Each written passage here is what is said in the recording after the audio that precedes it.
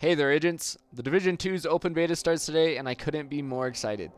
Now, being that I had already pre-ordered the game, I was given access to the private beta, and I thought I should go ahead and go through a lot of the new changes I saw, the ones I understand, some that didn't make sense to me, and also some of the positive changes I like as a returning Division player.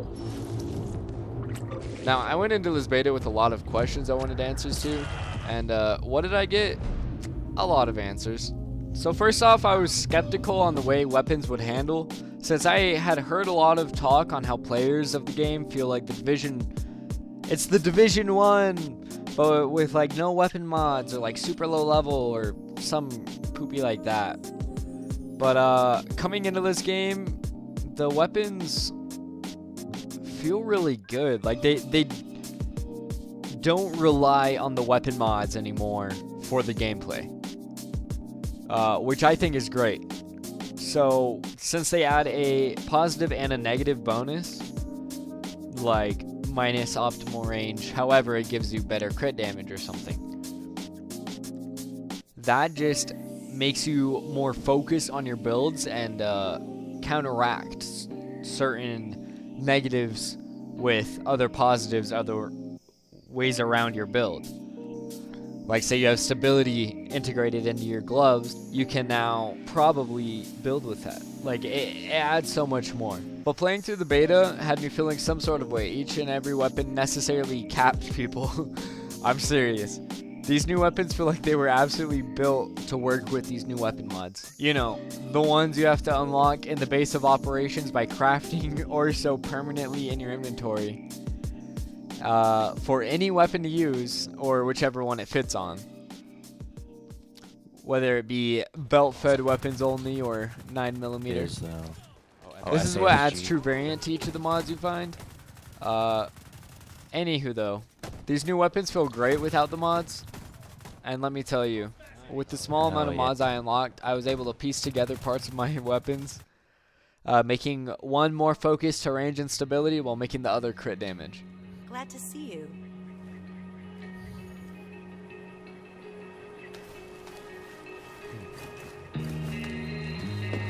That's a bug. There's a lot of new weapons, like the SIG and rifle category. Poopy, more poopy, and even more poopy. Along with returning exotic weapons, such as the FAMAS, the ACS-12, known as the Showstopper in the first game, and the MDX, known as the House. The Thompson 1928 comes back. It's in the loot pool. And these are all just ordinary weapons that could have just any variant, pretty much.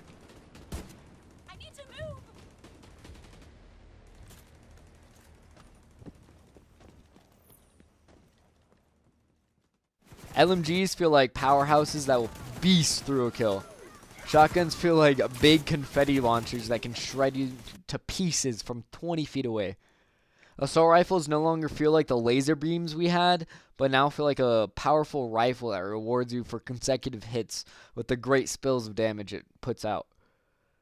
Along with these changes, the AUG is now an assault rifle, same with the FAL, which I think it was a burst fire weapon in the first game. And the LV-AOC is now semi-auto, but the Police M4 variant is still that high fire rate assault rifle we all know so well. I'm going with the 1.8k damage.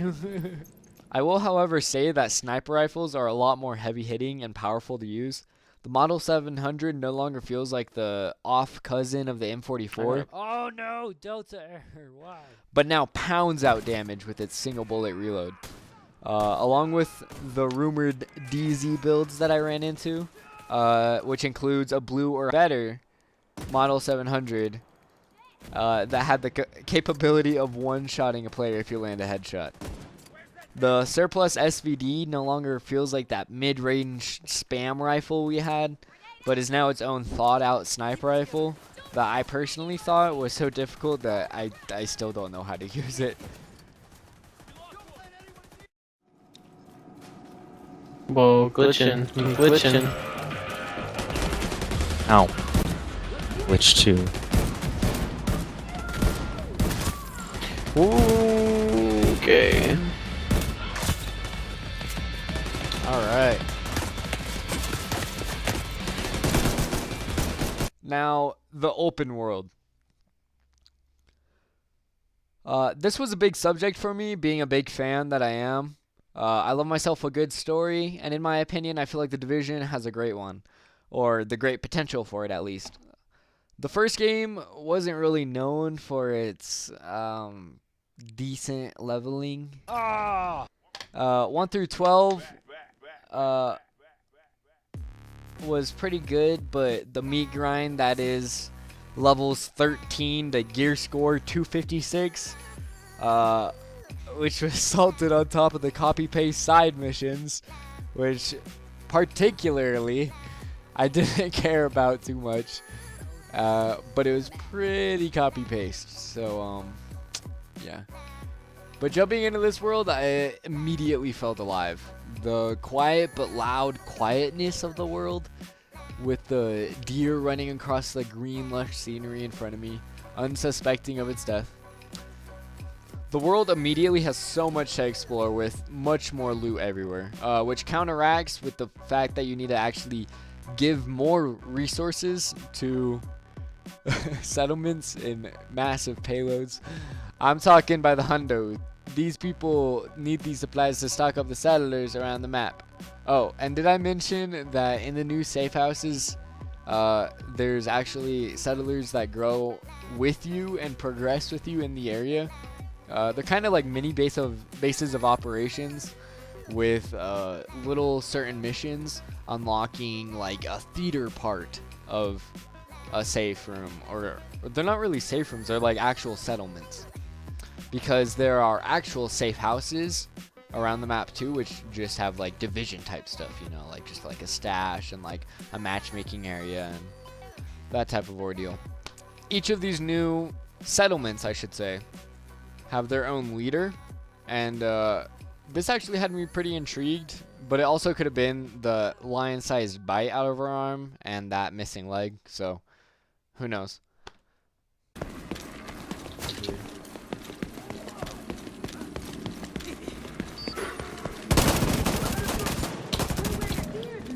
Oh, yeah. You like my drone, Oh. bro?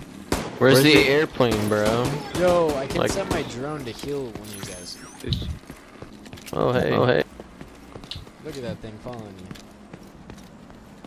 you. 12 seconds later. Alright. Oh my god! Being that there's chests around every corner that you explore, loot drops are plentiful. Enemies drop a lot of gear, and this is good.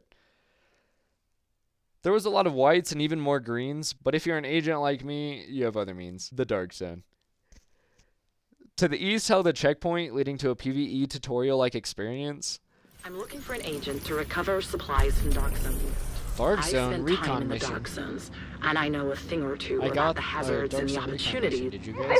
Dark Zone East was evacuated after an explosion scattered DC-62 yeah. in a large radius around Y'all wanna I campus. go did. soon? They eventually walled the entire Sure. area to try to contain the spill. What the fuck? What? You just walk over that, bro? Now, I'm going to say screw it and spoil some of the plot for this new DZ. So apparently, after the green poison swept America, the government's first form of the cure that was founded and decided to be used was called DC-62. This new chemical ended up proving just as, if not more lethal than the green poison, because it was sticking to people's bodies. And you'll be hearing a lot about this. Hell, you'll even be seeing it a lot, because Dark Zone East is a site where tanks of DC-62 exploded into the city. Now, the new safe rooms and checkpoints are pretty boring, with there being absolutely nothing in them. The safe room has a chest you can get once a day, which is pretty sweet, but I think you have to get a perk for that in the Quartermaster. But there's also just this new container that just lets you sell items, and that's it. So, I don't really know. There's no restocks and no vendors anywhere to be seen, but this morning I watched someone else's YouTube video because, you know, I'm a Division fan myself. And they said that when you enter the safe room, you actually just get a restock because of the perk that you get from the quartermaster. And you can either get armor plates or grenades, depending on which upgrade you have. So that's pretty cool, I guess, but still no vendors. There's only one outside of the very first checkpoint. Now, the ammo drops are crazy. I've gone through 3 or 4 hours straight one night just killing and going in rogue in the dark zone. I even got a manhunt, but not once did I have to restock. I was getting 120-ish rounds per drop, which to me felt like a lot. Let me know what you guys think about that down below.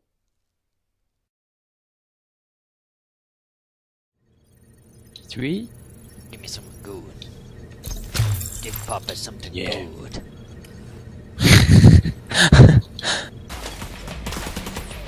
Shit. Oh god. Oh, God. Deceased.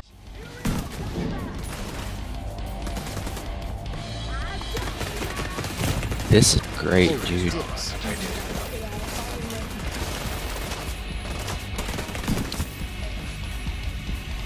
Milk. Okay, got it.